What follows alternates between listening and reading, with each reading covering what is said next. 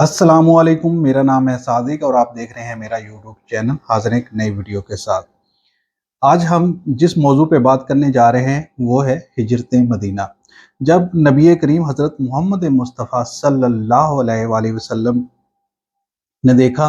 اور کفار پہ آپ کی باتوں کا کوئی اثر نہیں ہوا اور ان کے مصائب آپ پر دن بدن بڑھتے گئے، تو آپ کو اللہ تعالیٰ کی طرف سے ہجرت کا حکم ہوا۔ مدینہ منورہ میں جب اسلام اور مسلمانوں کو ایک پناہ گاہ مل گئی تو حضور نبی کریم صلی اللہ علیہ وسلم نے صحابہ کرام کو عام اجازت دے دی کہ وہ مکہ سے ہجرت کر کے مدینہ چلا جائے۔ آپ کو پہلے بھی ایک ویڈیو میں بتا چکے ہیں کہ حضور پاک نے اپنے کچھ صحابہ کو ہجرت مدینہ کا حکم دیا اور اس کے بعد خود ہجرت کی۔ چنانچہ سب سے پہلے حضرت ابو سلمہ رضی اللہ عنہ نے ہجرت کی، اس کے بعد یکے بعد دیگرے دوسرے لوگ بھی مدینہ روانہ ہونے لگے۔ جب کفار قریش کو پتہ چلا تو انہوں نے روک ٹوک شروع کر دی، مگر چھپ چھپ کر لوگوں نے ہجرت کا سلسلہ جاری رکھا، یہاں تک کہ رفتہ رفتہ بہت سے صحابہ کرام مدینہ منورہ چلے گئے۔ صرف وہی لوگ مکہ میں رہ گئے جو یا تو کافروں کی قید میں تھے یا اپنی مفلسی کی وجہ سے مجبور تھے۔ حضور اقدس صلی اللہ علیہ وسلم کو چونکہ ابھی تک خدا کی طرف سے ہجرت کا حکم نہیں ملا تھا، اس لیے آپ مکہ میں ہی مقیم رہے، اور حضرت ابو بکر صدیق اور حضرت علی المرتضیٰ رضی اللہ عنہ کو بھی آپ نے روک لیا تھا، لہٰذا یہ دونوں شمع نبوت کے پروانے بھی آپ ہی کے ساتھ مکہ میں ٹھہرے ہوئے تھے۔ جب مکہ کے کافروں نے یہ دیکھ لیا کہ حضور صلی اللہ علیہ وسلم اور مسلمانوں کے مددگار مکہ سے باہر مدینہ میں بھی ہو گئے اور مدینہ جانے والے مسلمانوں کو انصار نے اپنی پناہ میں لے لیا ہے، تو کفار کو یہ خطرہ محسوس ہونے لگا کہ کہیں یہ ایسا نہ ہو کہ محمد صلی اللہ علیہ وسلم بھی مدینہ چلے جائیں اور وہاں سے اپنے حامیوں کی ایک فوج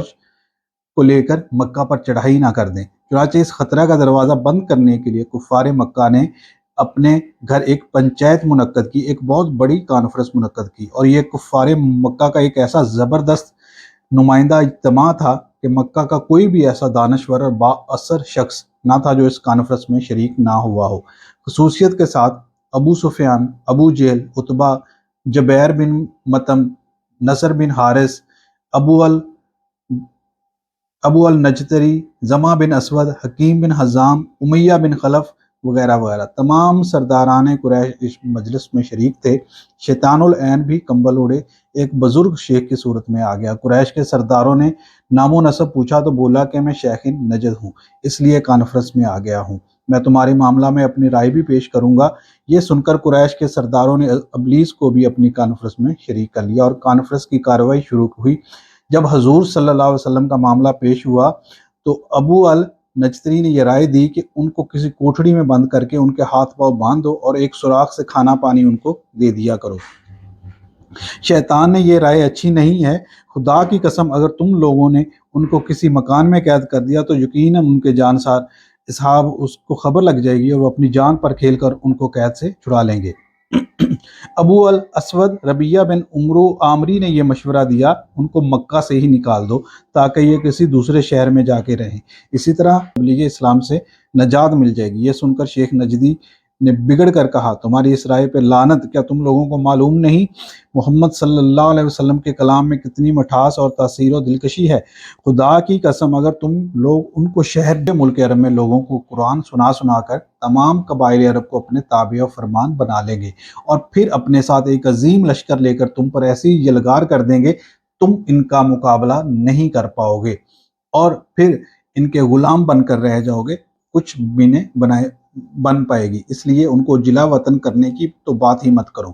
ابو جہل بولا، صاحبو میرے ذہن میں ایک رائے یہ ہے جو اب تک کسی کو نہ سوچی۔ یہ سب سن کر کان کھڑے ہو گیا، سب نے بڑے اشتیاق کے ساتھ پوچھا، کہیے وہ کیا ہے؟ تو ابو جہل نے کہا، میری رائے یہ ہے ہر قبیلہ کا ایک ایک مشہور باد تلوار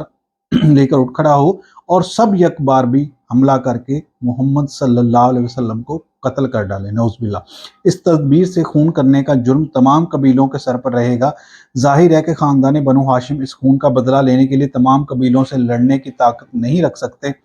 لہٰذا یقیناً وہ خون بہا لینے پر راضی ہو جائیں گے اور ہم لوگ مل جل کر آسانی کے ساتھ خون بہا کی رقم ادا کر دیں گے۔ ابو جہل کی یہ خونی تجویز سن کر شیخ نجدی